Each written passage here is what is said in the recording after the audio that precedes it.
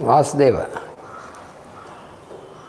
Hari Om.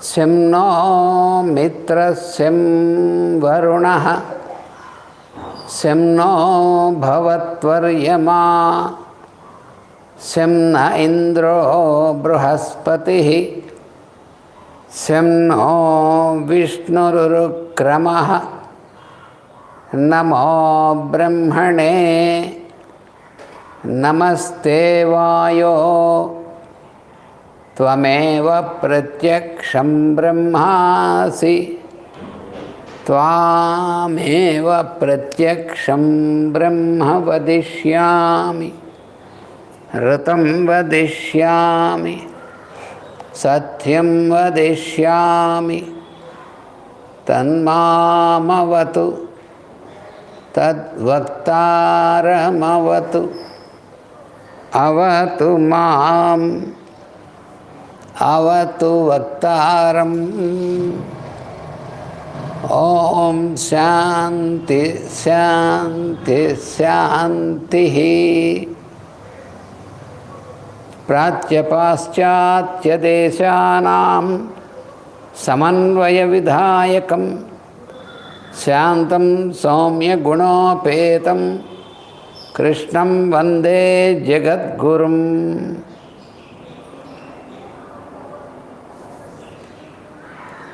Welcome to all our brothers and sisters.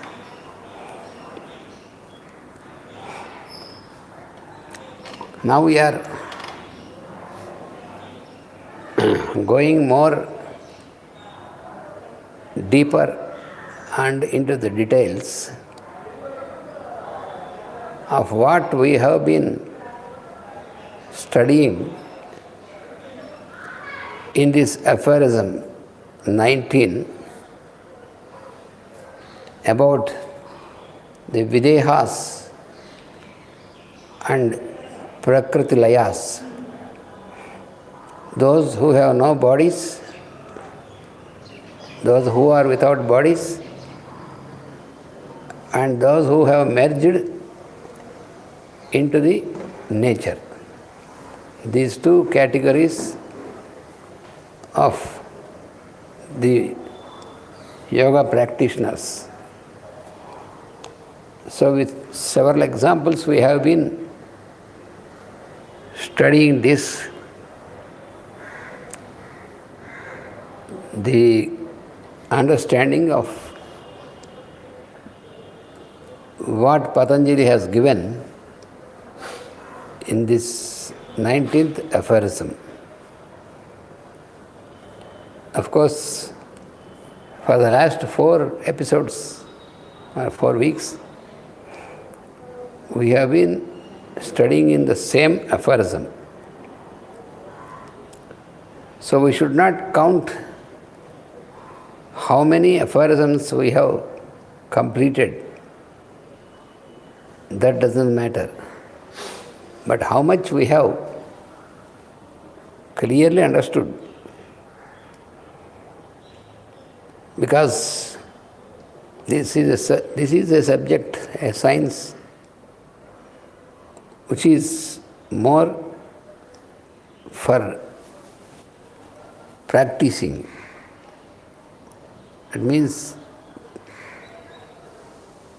which is to be put into action, connecting to our daily life. Therefore, we have to clearly study all the aspects that are indicated in this aphorism. So, Videhas and Prakriti Layas. So, Videhas, Deha means body. Videha means those who have no bodies.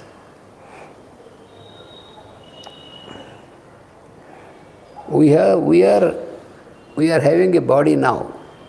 That's why we are all able to see each other and talk to each other, meet each other on the physical plane. But after leaving this body,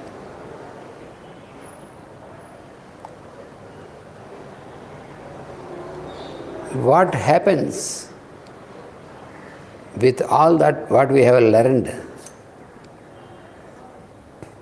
What we have learned is, we might have learned so much, so many sciences and so many books we might have studied, so many sciences we might have learned. What happens to us? What all we have learned, when we have no body, or when we have left the body,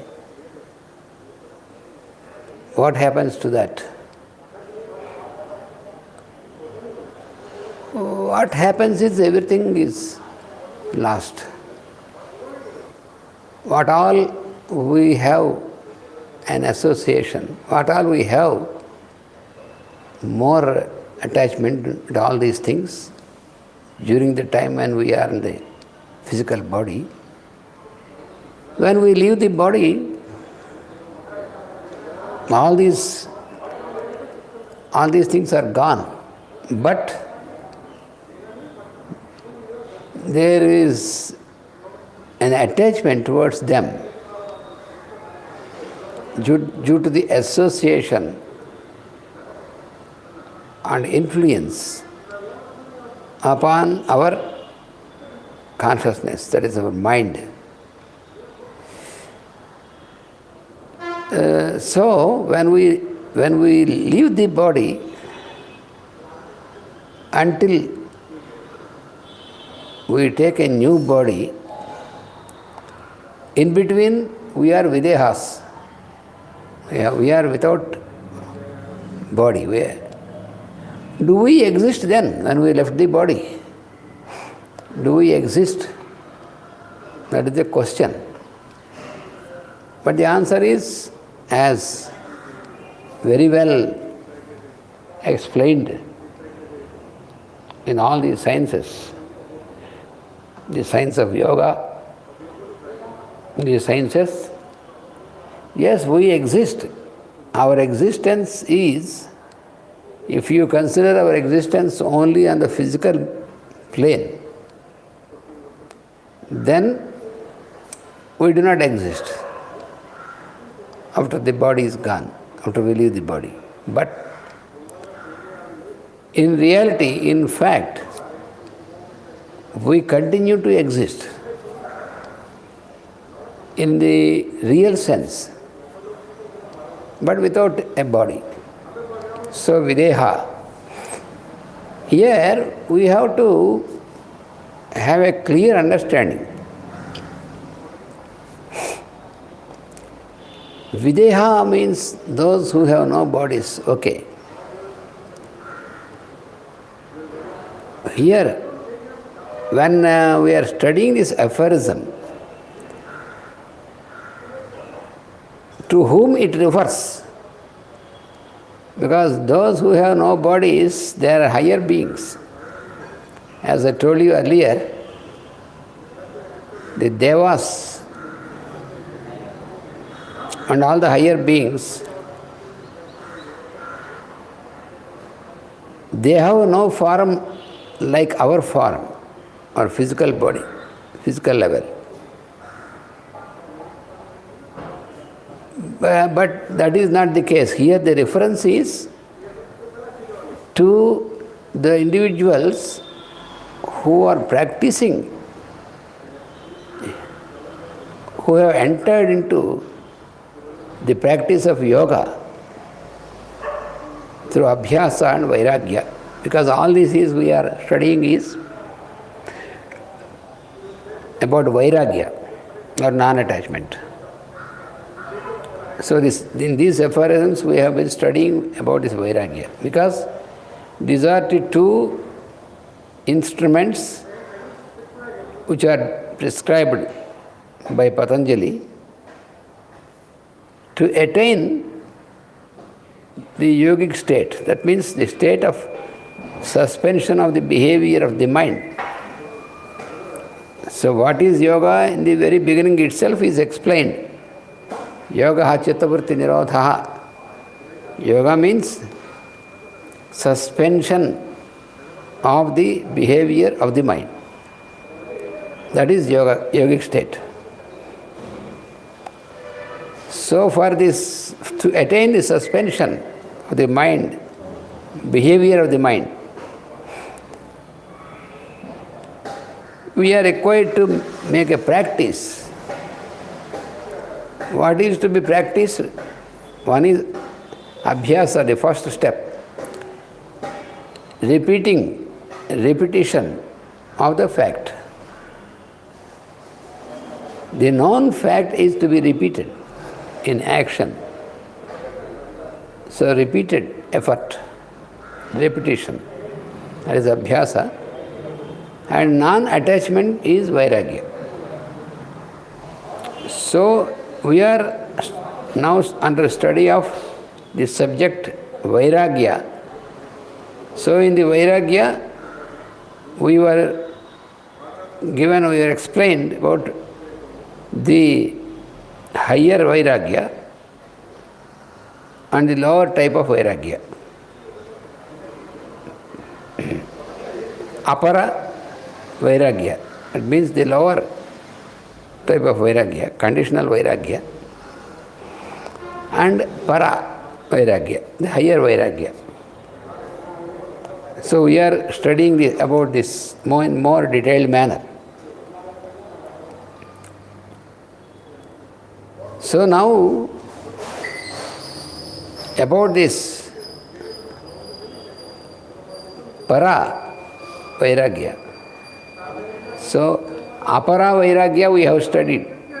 Apara vairagya means the conscious type of vairagya. The conscious state of vairagya. That is not real vairagya or higher absolute vairagya. It is lower one. But this is now we are studying about apara, about para vairagya. Para vairagya is the higher. Para means higher, which is absolute vairagya. So in this, he is given in this aphorism, videha and prakrutalaya. There are two categories of practitioners of yoga. Two categories of practitioners. So these two categories, we are now under the study of these two categories of these vairagyas. Those who practice vairagya in these two categories.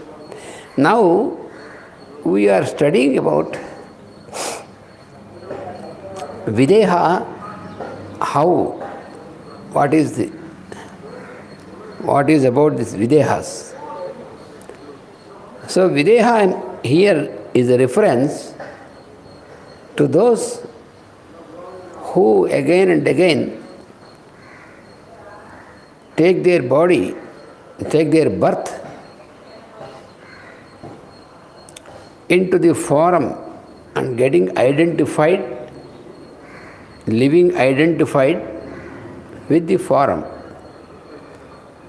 So about such people, it is a reference to such people.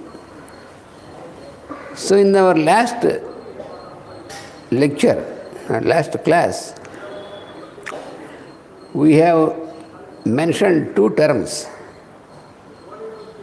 identity consciousness and identification consciousness. Identification, identity, you see. Identity is identity consciousness is that where you have your own identity which separates you from the others. That is identity consciousness. That you remember all about yourself as a separate entity to keep your identity, your name, your social status, your family status, all so many things associated to you.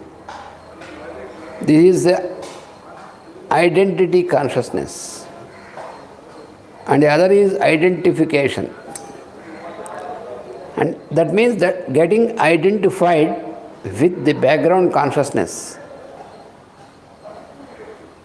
That is identification. We get identified with the background consciousness, the I am. Who is the background consciousness? What we call the I am, the real I am. That is the background consciousness. So here we have to a little bit go deeper to know about this videha. You see, several times we leave one body and then once again we take another body. This happens several times. So this aphorism is a reference to those. So bhavapratyaya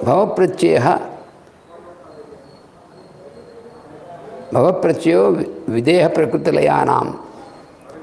So for these two people, two categories of people, videha, those who have no bodies and those who get merged into nature. This nature is not in the background nature, get merged into their own nature. This is also we must be clear in our mind.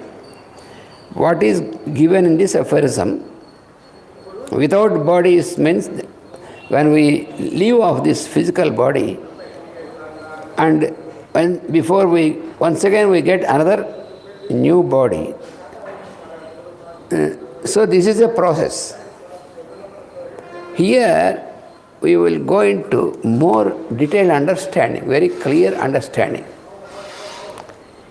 You know how many levels of consciousness? First of all, we must be clear about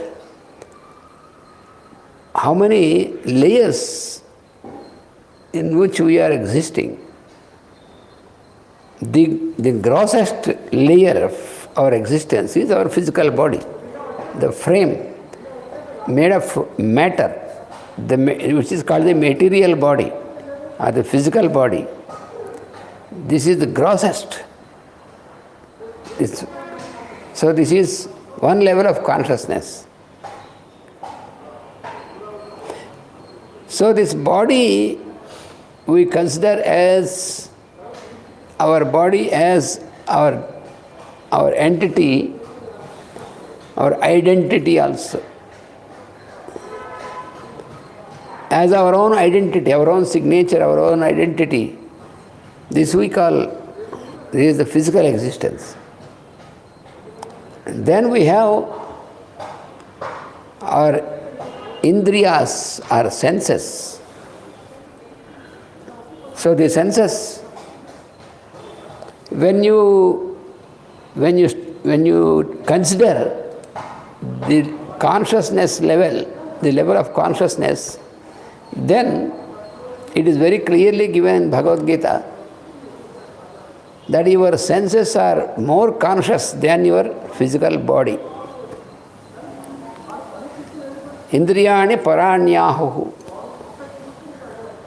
That means the senses are more conscious than your physical body. What does it mean? We know the functioning of our senses. We have our sensorium. It is not just reference to the sense organs. Sense organs are on the physical level, but senses, the 5 senses, sensory activity senses, the sense of sight, the sense of hearing, the sense of smell, the sense of touch, the sense of sight, all these five senses.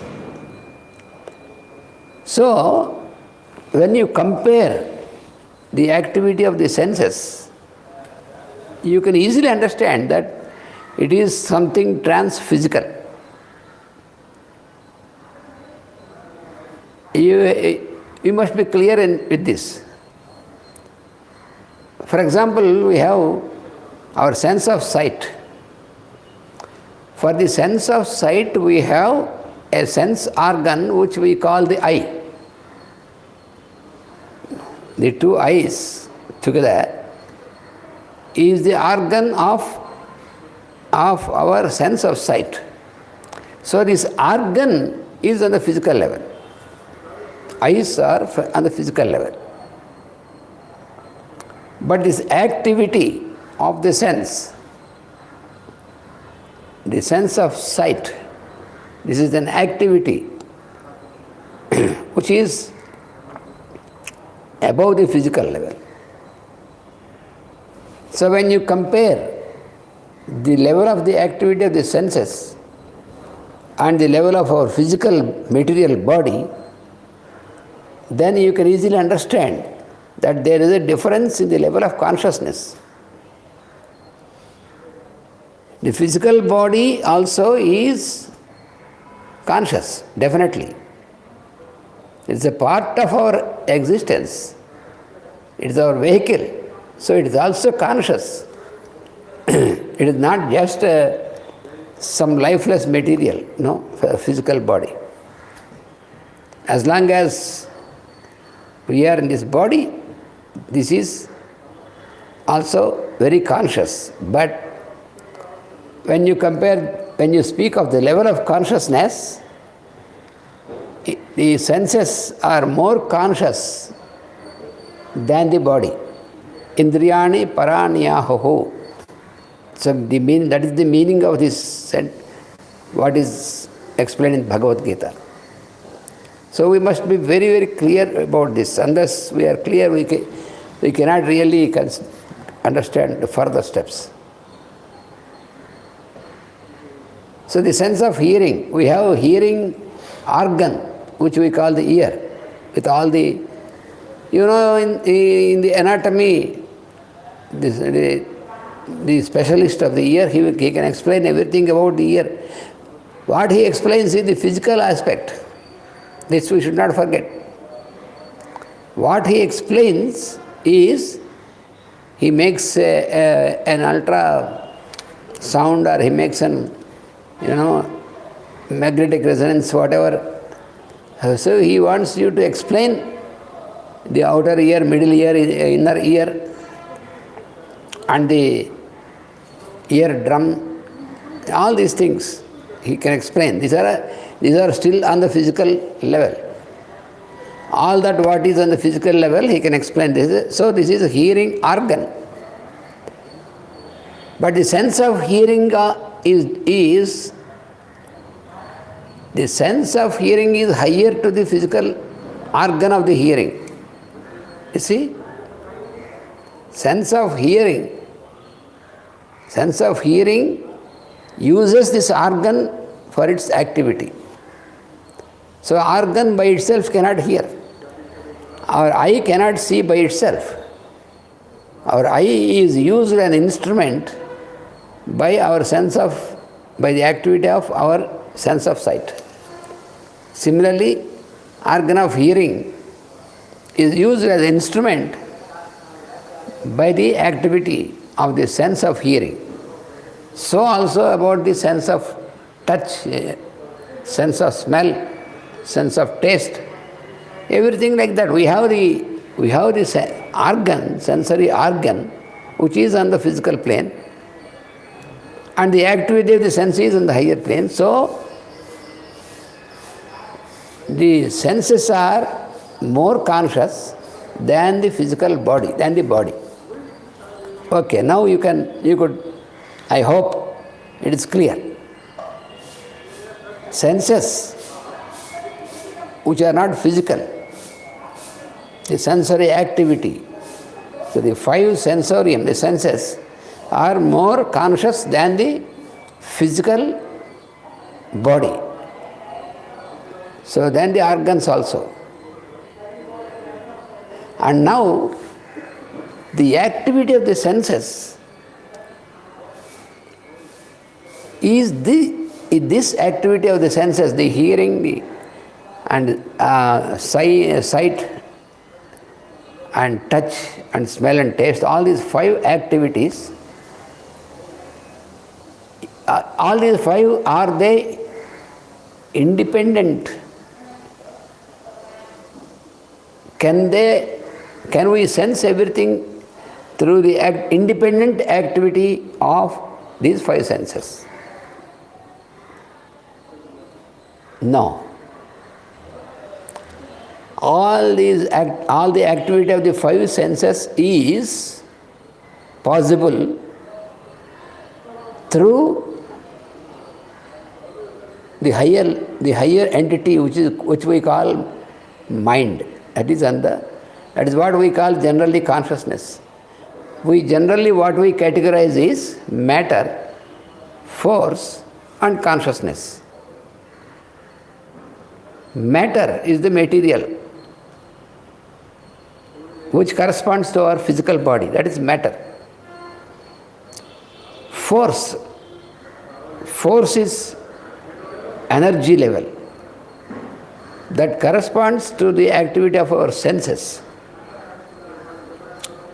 Then consciousness, generally we use consciousness, that corresponds to the activity of the mind.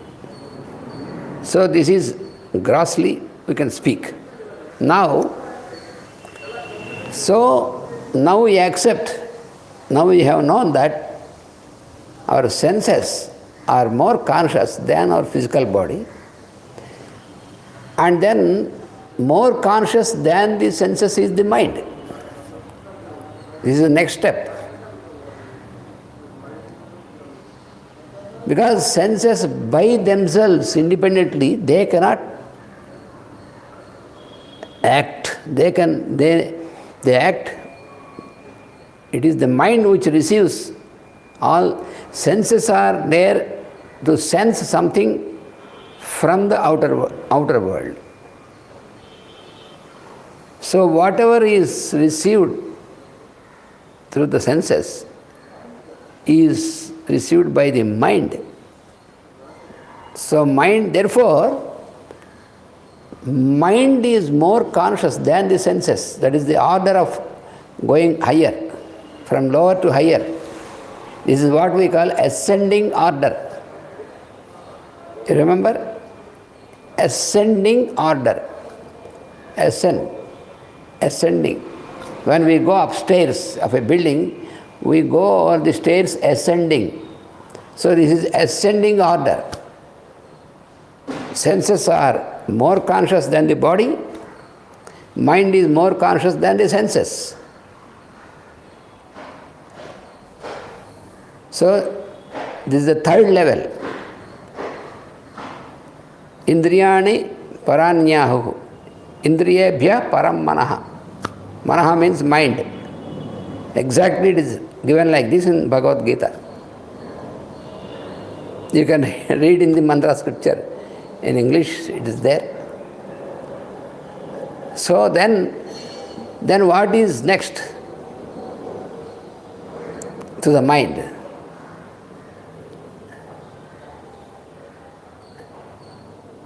Manasast para buddhi. The fourth one is what is called buddhi. What is buddhi? The discriminating faculty is called buddhi.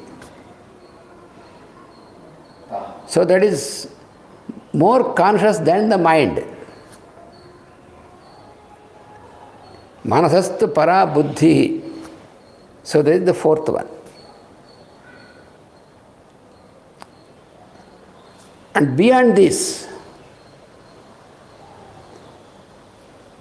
yo buddhe paratastu saha. Saha means the Purusha, the person, the I am. So that is what we call the soul. That is the fifth aspect, is the soul.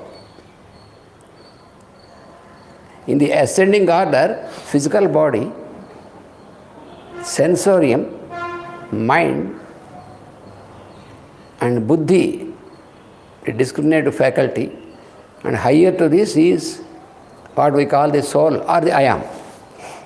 That is why when we refer to these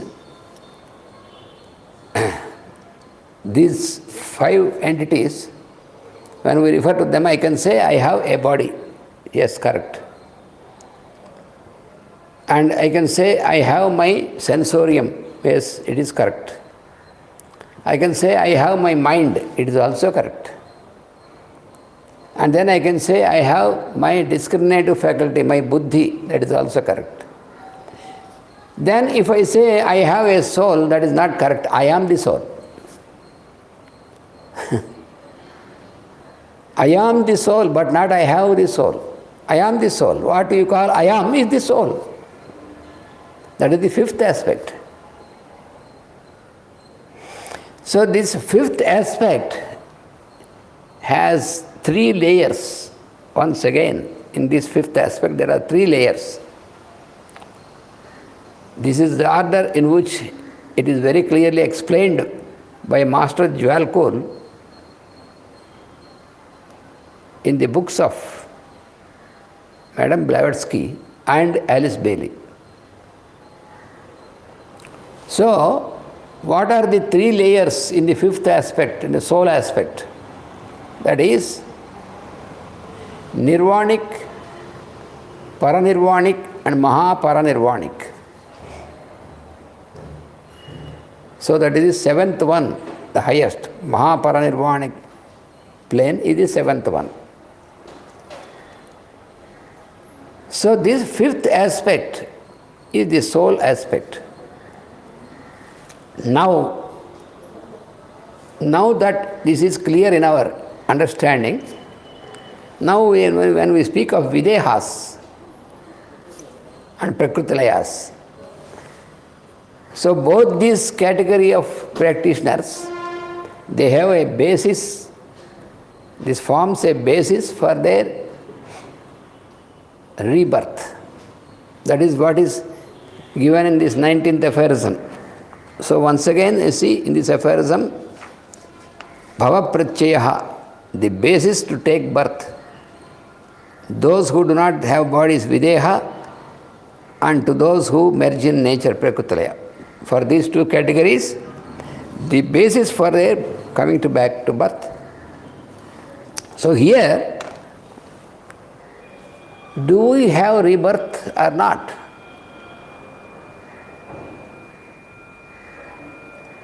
Or reincarnation or rebirth or not? This is a subject of so much of argument and discussion and all these things. There is no need of discussion or argument because it is very, very clearly given by the Lord Himself. When you see the second chapter in Bhagavad Gita, the Lord very much clarified this, that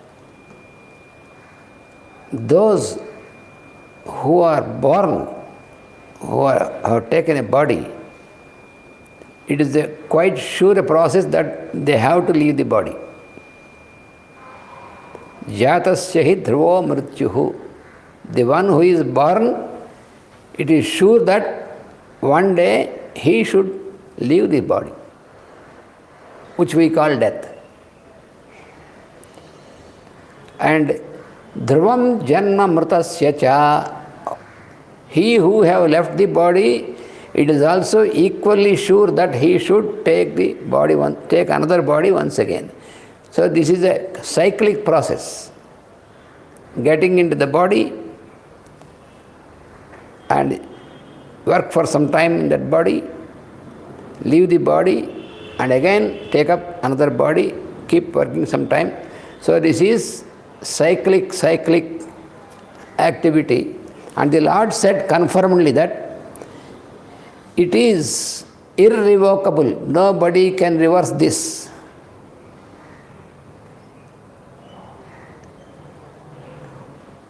So it is very clearly given in the second chapter of Bhagavad Gita, explaining to Arjuna, because Arjuna was very despondent.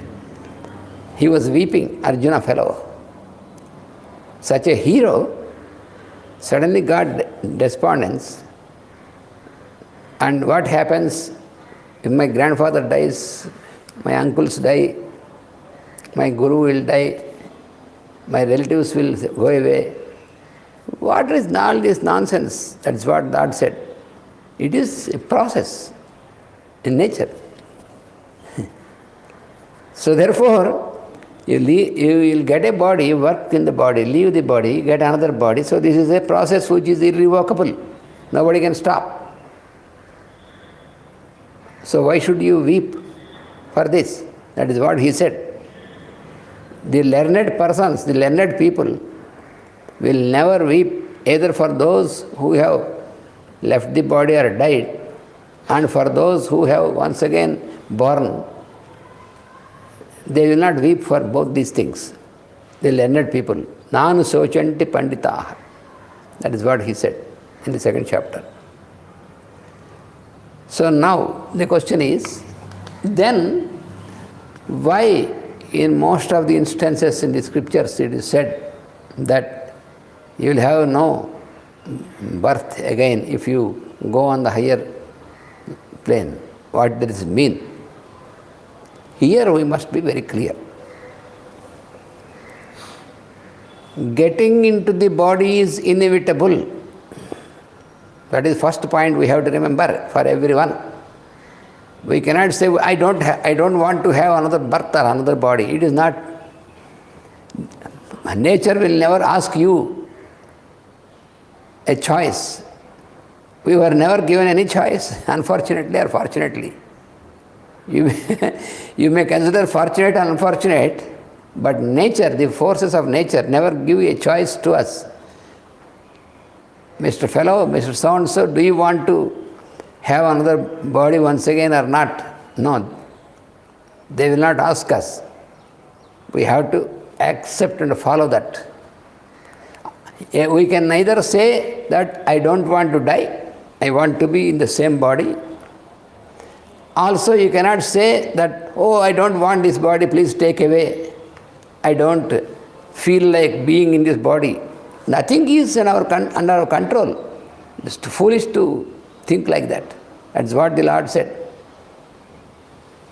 That is what is explained in any of the scriptures, in any of the sciences. It is not under our control, never under our control. Is God so aristocratic? Yes. If you say like that. If it is put under our control, we will make all mesh. That is quite sure. Because of our foolish understanding and our emotions and all these things, we make all mesh and confusion in the creation. So therefore, God will never give any choice to us. That is quite sure. So there is no choice. So therefore, now, what does it mean? At one place you said it is inevitable, irrevocable that one will get a body, one will get out of the body, he will get another body. It is irrevocable, irreversible. That is why. Then when you go further, it is said that you have crossed this and then you have no rebirth. Is it controversial, self-contradictory? It appears like that, but not contradictory. That is what we have to know now. These two statements appear self-contradictory. There is no contradiction of any sort if we clearly understand this. This is a very, very important thing to know very clearly. This is a very scientific thing. So, now these 5 levels of consciousness, we have an idea now. Unless we have a clear understanding of these 5 levels of consciousness, different levels of consciousness. So then, this identity, now you come back to this term identity and identification. When we speak of these 5 levels, up to which level we will have our identity? First of all, only on the physical level, when we have a physical body, a form, then we have identity. Absolutely. I have my name, I am so-and-so, I am Ananta Krishna, I am son of Krishnamacharya, I am husband of so-and-so lady. All these are to confirm my identity. So I may say I am a teacher, I am a homeopathic doctor, or so-and-so, and all these things. I am the father of so-and-so, I am the grandfather of so. All this is identity. So this is my passport, this is my bank account, this is number, my passport number, my national identity number. All this is my identity. I want to keep my identity. I am different from so-and-so. How I am different from others? This is what we call identity. Is it not? In simple terms, what is meant by identity? That means how we want to show ourselves different from others. How can you show? Because of all these things. This is the identity. But this is also necessary when we are in the physical, mundane world. And this is not absolutely useless. It is not said that these are useless. If something is useless, then God should be a fool to produce all these useless things. Nothing is useless in this. Identity is also required. Otherwise, what happens? There will be confusion on the physical plane. You see, if you don't have this identity consciousness, if I go out of my house, I forget, and then I will go to other house and knock the door, and he enters into that house and calls that you are my wife. Then what happens? That will be a disaster. So identity is required as long as our physical, we are on the physical plane, mundane world with mundane activity. But this identity is limited only for that. It is limited. We should not forget that when we are on the higher level of consciousness, then this identity is no more useful. So then, up to where? Up to which level? This will we have to. So, whether we have rebirth or not, what is rebirth then? There is a lot of confusion and so many things, but when we come to Patanjali or Bhagavad Gita, no confusion at all, very clear. And teachers like Master Jwalkul, Master E.K., or Aurobindo, or all these masters, beyond religion, you should not let religion come into your mind while studying this subject. Keep the religion away. We are speaking of our inner consciousness, no religion. So, these masters, they have very clearly given us how to clearly know these things. So now, so videhas, we have no, when we have left the body, we are videha. So then, leaving the body, which we call death. What is death actually? This is also a subject of so much of discussion and these things. Simply, death is a change from one state to another state. That is death. That is very clearly explained in Bhagavad Gita also. When we know this, then we have no fear. No anxiety, no fear, nothing. A change of one state to another state is called death for the previous state. Simply. When we, for example, when we have gone into sleep, so that is a different state from the state in which we are in our activity awaken. So when we, suspension of this state and changing to another state is the death of previous state. That is the real meaning of death. So it is a change of state.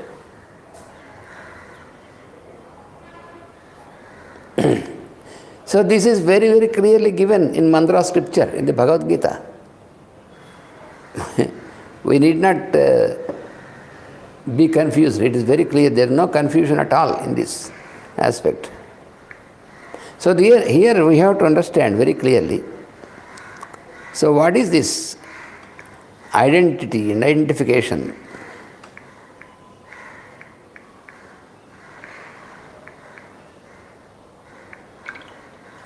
So, now, because this Videha and Prakritilaya's basis for rebirth, this is what we have to very clearly understand. So when we leave this physical frame, still, then how we are? We are in the next level of consciousness. We have shifted from this physical level of consciousness into the next level of consciousness. So that is the death of our physical body. So after this span is finished, then this body we live, and we live in the next level of consciousness.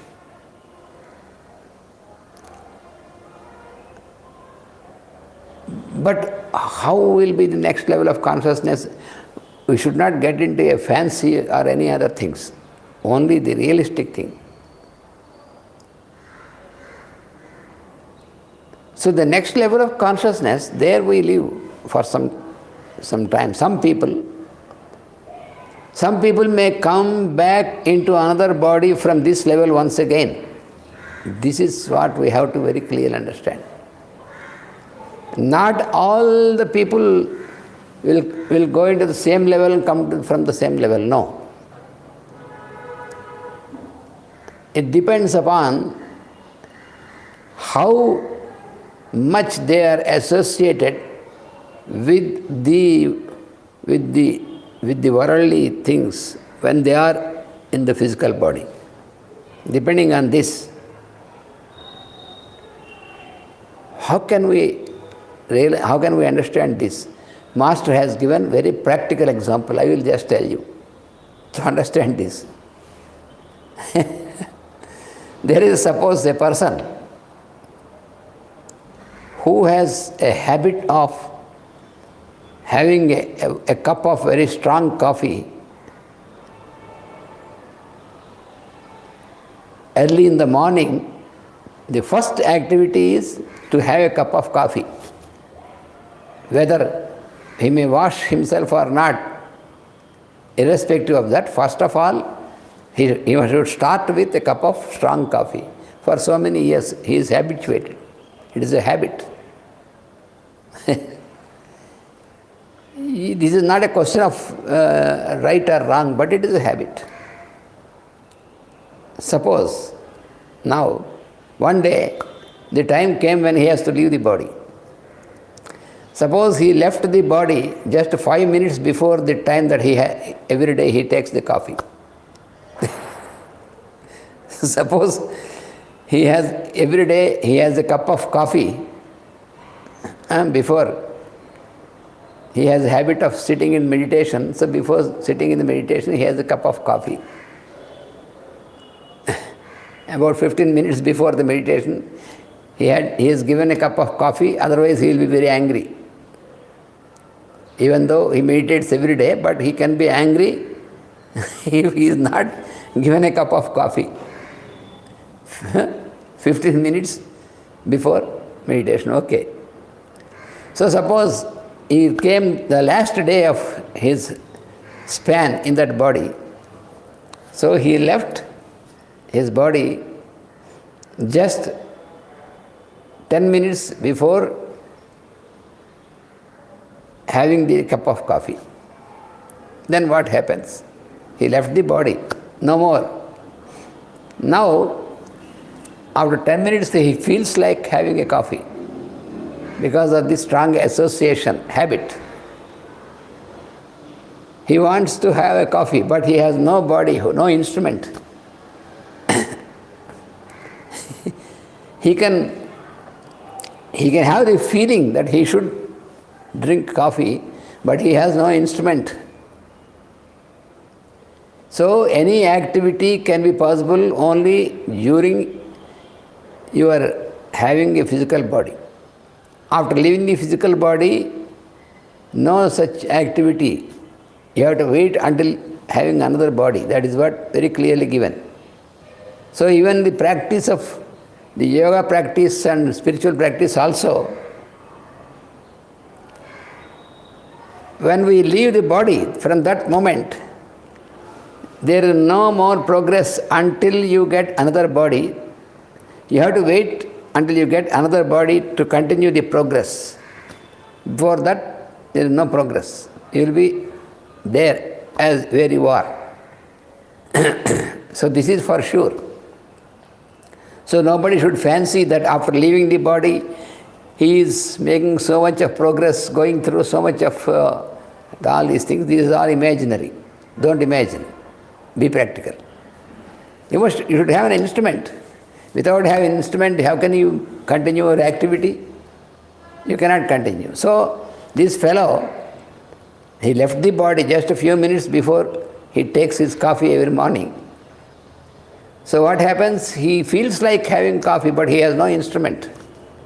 He sees, he can feel all his people are drinking coffee, but he could not drink because his body is there, but he is not there.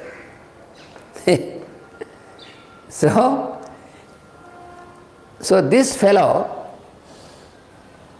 he can stay in this level of consciousness and he can return into a new body. He can get into a new body from this level. So this is what is called rebirth, technically. So he has taken a new body. Of course, having a new body is inevitable for anybody, but he has taken from this level of consciousness itself. And this is one. There is another fellow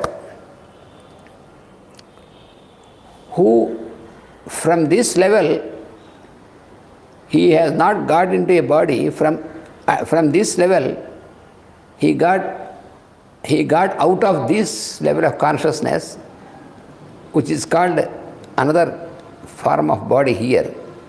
Here I am only mentioning the level of consciousness, not calling a body, to avoid the confusion. So he left this level of consciousness from the level of senses. He has gone into the level of the mind. See. So, some people will go up to that level, will leave the physical body. After some time, they will leave the astral body, the second level, and they can be in the mind, still higher consciousness level. So for some time, they can continue in that, and from there once again they can take another body. You see. So, this is another, but then also he has his identity is there. You can say that the same soul has taken another body. Okay. Still next, some other person may go still higher. He may leave this level of consciousness and go higher. That means into the buddhic plane, buddhi, a discriminative will. In that level of consciousness, leaving this also, and there he may stay for some time. From there he can get into another body. He incarnates from there. So from these, the first, he started from the physical body, which he left. After leaving the physical body, he may continue for some time into the level which we call technically astral level, and from there itself can take another body. Maybe another person may cross this and get into the next level of consciousness, that is mind, that level of consciousness. Then from there he can take another body. Still another person can go still higher into the buddhic plane, that level of consciousness, and from there he can take another body. So up to this, there is the identity, you can have the identity continued. So this is called having another birth like this. He is born. Suppose the person already during the physical existence, his practice has gone to that extent to go beyond this level of consciousness, cross this level of consciousness. Then when he leaves the body, he leaves all these levels and goes into the level of the soul consciousness. So then when he is in the soul consciousness, then his identity is lost. No more identity is there. Because he got identified now with the background consciousness. Because the soul is the real inner light or highest level of consciousness, which is a part of the spirit, the universal soul, one soul. It is a part of that. Because while descending, in the process of descent, we have descended from that one soul, the highest I am, the one I am. From that we have descended as individual, which is also called I am. From there we have descended into all these levels of consciousness. So when a person leaves all these and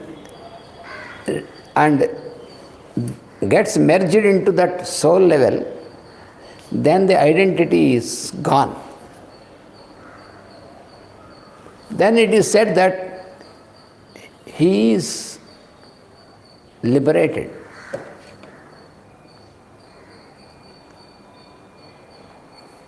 But then, does it mean that he will not take a body or not? Here, very clearly should be. Does he reincarnate or not? The answer you get from these sciences is that even then also he will take body or reincarnation, but the difference is it is no more with this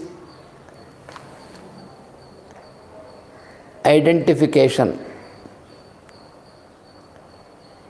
because he has merged himself into the background nature, higher nature, background nature, not into individual nature. This is we have to remember very clearly, because in these two categories, the second category is those who have merged into the nature. That means not into background nature. Those who have merged into individual nature, that is explained here in this aphorism. But this is those who have merged into background consciousness, into the soul consciousness. So for them, they again take a body, but it is not considered as a rebirth of the same identity. Still difficult for us to understand. Therefore, our Master E.K. has given a very clear example to understand this process also. Let us make an experiment in our laboratory. What is that? You have different vessels and you bring some crystals of sugar. You put one crystal of sugar in each of the vessel.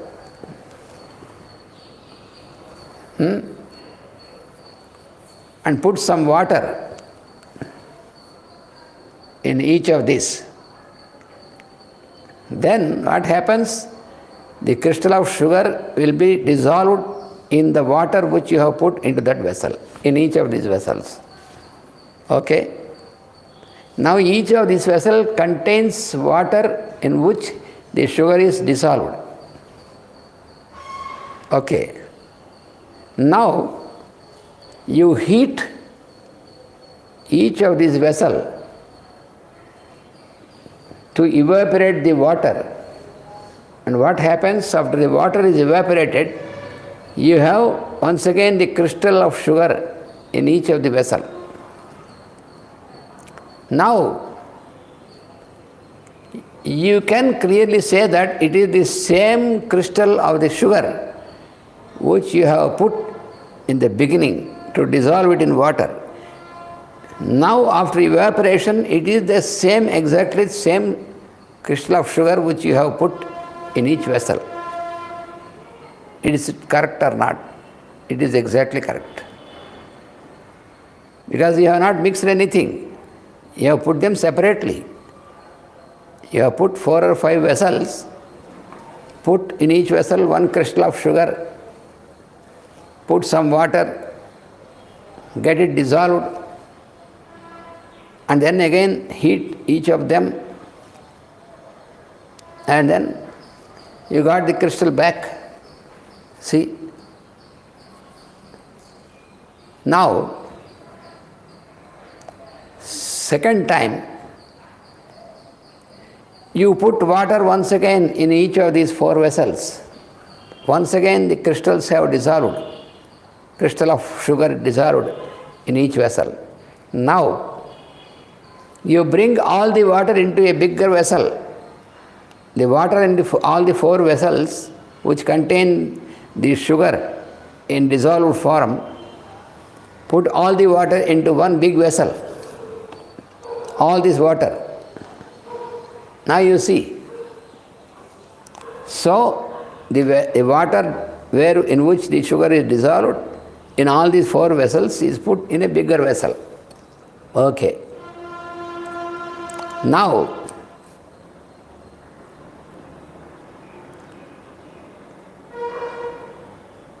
you heat this vessel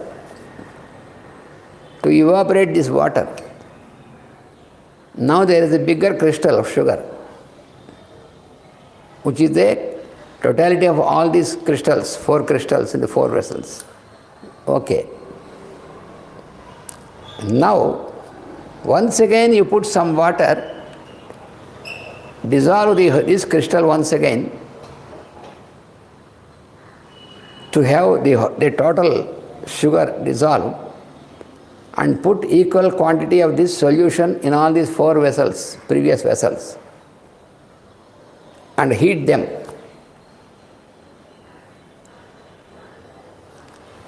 To evaporate. Now you have crystals back in each of these 4 vessels. Now can you prove which of these 4 crystals is the original crystal which was put at the very beginning? Can you, in any manner, can you prove? You cannot. Because they are totally dissolved and totally made into one. And a recrystallization was done, but during this recrystallization, you have no identity. You cannot tell which is the original crystal of the sugar, because all these crystals are dissolved and put together into one solution, and again put back into the 4 vessels and evaporated. No doubt that there are now 4 crystals like before, but which crystal is original we cannot, because all are dissolved and they came back from this dissolved solution. So, in this manner, those who have reached the soul level of consciousness through their practice during their lifespan in the physical body, because this should happen while we are in the physical body, because it is through practice of yoga, the practice of vairagya, only that you will raise, your consciousness will rise to that level, soul level. Without this instrument you cannot. So during one lifetime, as a continuation of the process or the practice through many births, your consciousness has raised to the level of the soul. So you reach the soul level, and you have crossed the identity level, and you got into identification. You got identified with the one Lord consciousness. This is like how you have mixed all the solution of the sugar into one vessel, like that. And then you have reached soul level there. And then when you leave the body, when you are in the soul level of consciousness, you have left the body, and you are given another body, so you are coming from that soul consciousness, no more with this identity. So you cannot say that it is the same soul or same individual who has taken another birth, another body. This cannot be done, because he got liberated from this identity consciousness. This is what is called liberated state or moksha. So even after this, after he attains, because he should attain while he is in the physical body through this practice. So therefore this practice will continue through the many births.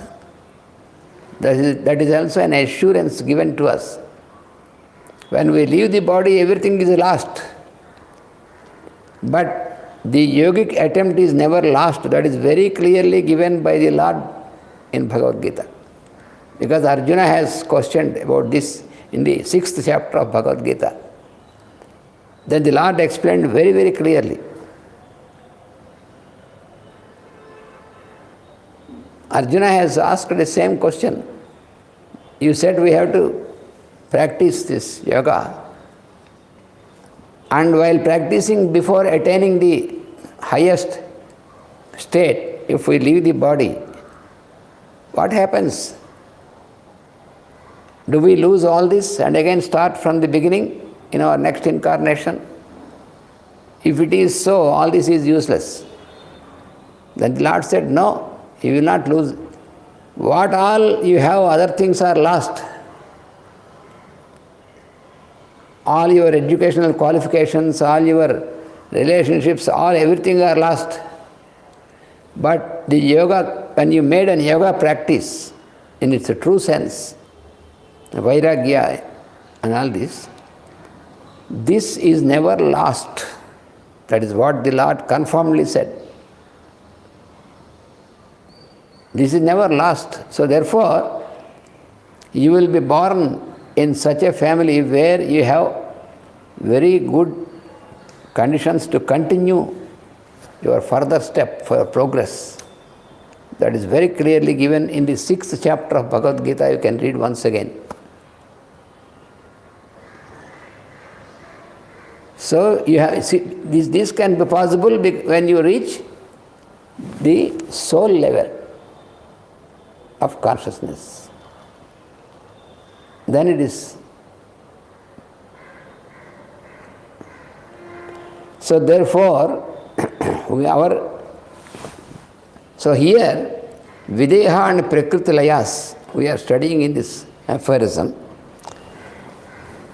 So these Videhas and Prakriti Layas, they have Bhava Pratyaya, means basis for rebirth.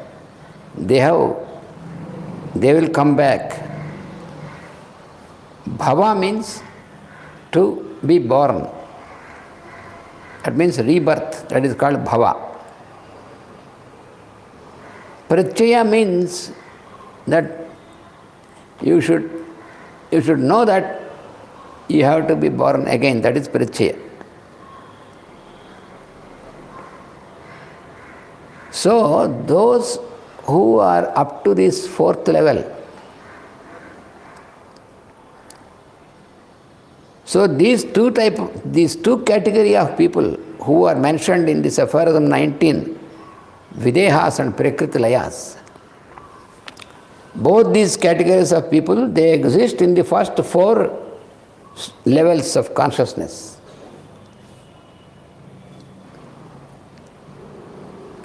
They will have, so those who have left the body, who believe that, who get identified that with the body, this is where we have to very clearly understand.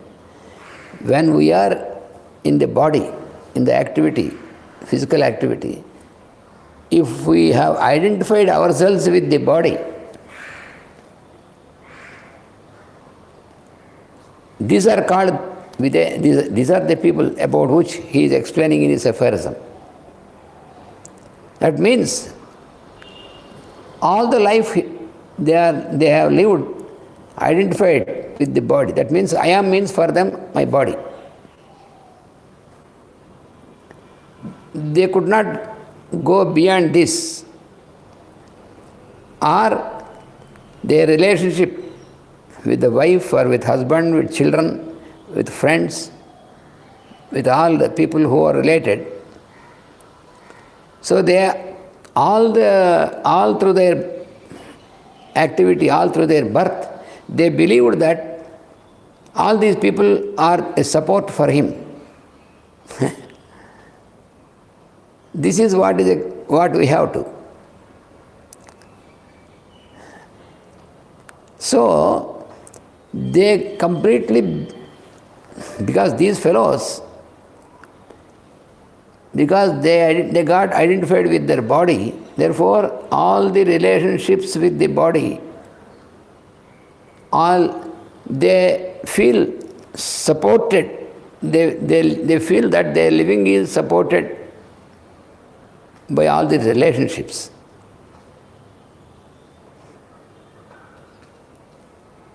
So one day what happens, suddenly he will have a shock. If he lives identified with all these relationships, then he will have a shock. Many people I see, I know many people, they come to me, just an example, they say that we love each other, a man and a woman, whether they are young or old, that doesn't matter. They come together and say, we are very much connected. What does it mean? Is it physical? We should be very, very careful, clear. Connected means physical or higher. If it is only physically connected, then after some time what happens, there will be a disaster. Because what they say, we are connected, we are together, we are connected, that is only emotional, basing on the physical existence. Then what happens, after some time it changes. Emotions cannot continue, they are not stable, never. They will change. So after some time, then we can see them, they say we are so much connected, we live together, we are so much connected. What is this connection? Only physically they live together, that's all. They say they are connected, they are not connected. Because the real connection is beyond physical, that we have to understand. Physical is not eternal. Therefore, real connection is higher than physical. But all the physical relationships we feel connected. We say we are connected. These are emotional connections. So therefore, what happens? There will be a disappointment, a separation, or there will be a difference between father and son, husband and wife, or a difference from with the friends, between the friends. They call, we are together, we are very good friends, but after some time there is a difference of opinion. Then there are no more friends. So they have no significance, what they call friend or relative or all these things. So therefore, as long as he is identified, so this identification is the strong gravitation, it makes a strong gravitation towards the lower level of consciousness, physical, only physical. That is the problem. So gradually, nature trains us to get relieved from this identity consciousness. We are forced to get out of this through some births by the training given by nature to us. This is inevitable. Every individual will have to ascend higher and higher into the level of consciousness through many births. But if we practice this, in the same birth it can be possible. Otherwise, what is the use of practice of yoga, practice of vairagya and all these things? So, this is further. So therefore, those videhas are those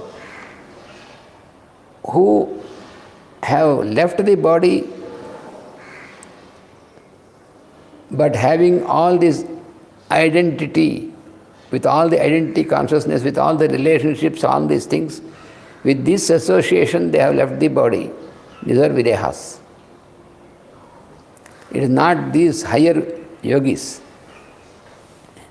How the real yogi will be in this context, that is what Master has given in the book, in the book of Yoga of Patanjali. He said, since yogi suspends his own behavior, even when he is in the body, he can suspend his own behavior. He is not videha, he is sadeha. Sadeha means with the body. A yogi can suspend his own behavior while he is in the body. So all the videha existences are left to nature.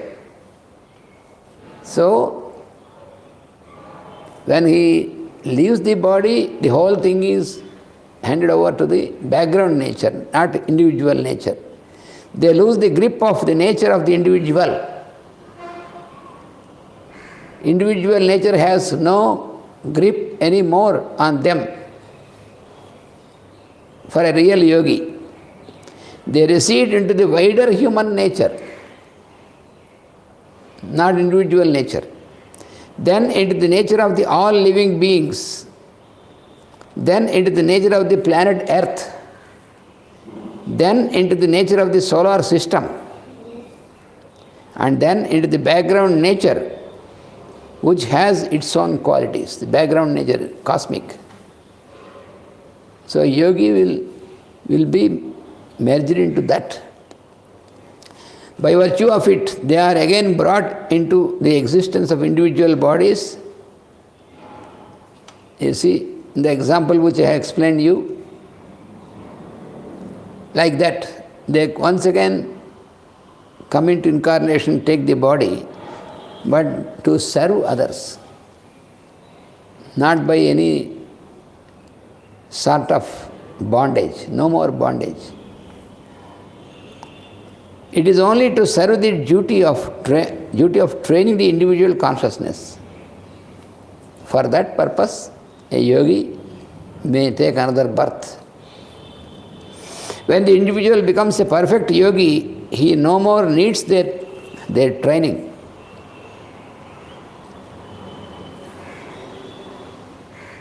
Hence, they do not bind him in a body. Who has attained the perfect yogic state, then for that person, it is not an obligation to be bound in a body. Yet they serve their purpose to other individuals. Even then also, they come down into the incarnation. Why? To serve others. This is like Master E.K. and all the masters. Many times they come into incarnation, even though they have no obligation. Their coming into physical body is not with any obligation. They are coming from the highest level of consciousness, coming down. Why? What for? They have no purpose. Their purpose is only to serve. That is the only purpose. With that purpose they come down. The purpose which the masters know and serve. This is the sentence what we utter every morning in our invocation. The purpose which the masters know and serve. With that. So, hence they do not, the yogi lives one with them. The yogi lives one with them since he too does not require an individual body. So this is we have to realize again and again. So that is, so we have to know here these Videhas and Prakritilayas, what were mentioned in this aphorism.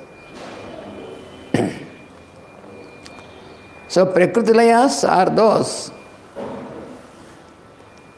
who have merged in their own individual nature. So these Prakritilayas are those who have merged in their own individual nature. That is what.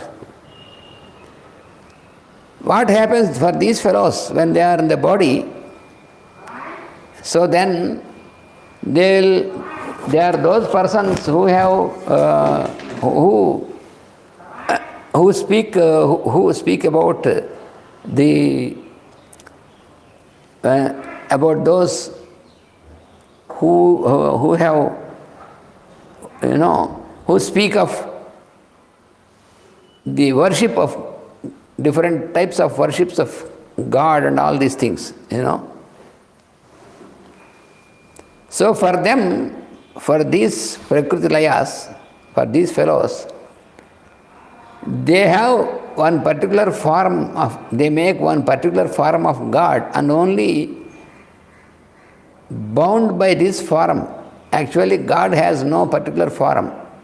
All the forms belong to God. All the forms belong to one God only, but we cannot understand this. And so we always have only one form of God and think that this is the only God. You see, that is what you see with all the religions. The ultimate truth, what is explained by religion is the same, but you see, one fellow says, it is only if in this form, in Krishna, or as Shiva, or as Buddha, or as Christ, only this path. So this, he cannot understand that it is only one light, one God. So these fellows are Prakritilayas who worship their own imagination, their own form their imagined form of God. So that is what they do. These are the Prakritilayas. So that means here the nature is the individual nature, which is of the three gunas, three qualities.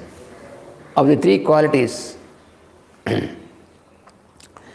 So, in every aspect, they are all always identified, they live identified, and they are in this state of mind. Therefore, they are always conditioned. They live conditioned, they live as servant to their own, they are subordinated to their own individual nature. They could not cross their individual nature. So that is, so therefore they have their own procedures, they have their own way of worship, their own procedures and all. So therefore, this is these Prakritilayas, they also, they may have their own way of worship, but they feel that this is the only thing. So they're conditioning, they condition themselves even in the procedures of this so-called spiritual practice or worship and all these things. So these people are Prakritilayas. So these Prakritilayas, both of them, these Videhas and Prakritilayas, they come into the same level from the same level of consciousness back into the incarnation without making a progress. So that is what is explained in this aphorism. about the Videhas and Prakritilayas. So you see, this 19th aphorism, we have, how much we have to, more and more we have to get into the proper understanding of this. So therefore, that is why I told you in the beginning, don't count on the number of aphorisms, but how much we have understood. So let us continue in our next class and make a further step into our next aphorism. Unless we completely realize very clearly, we could understand this about what is given in this aphorism, what is the use of going into next aphorism?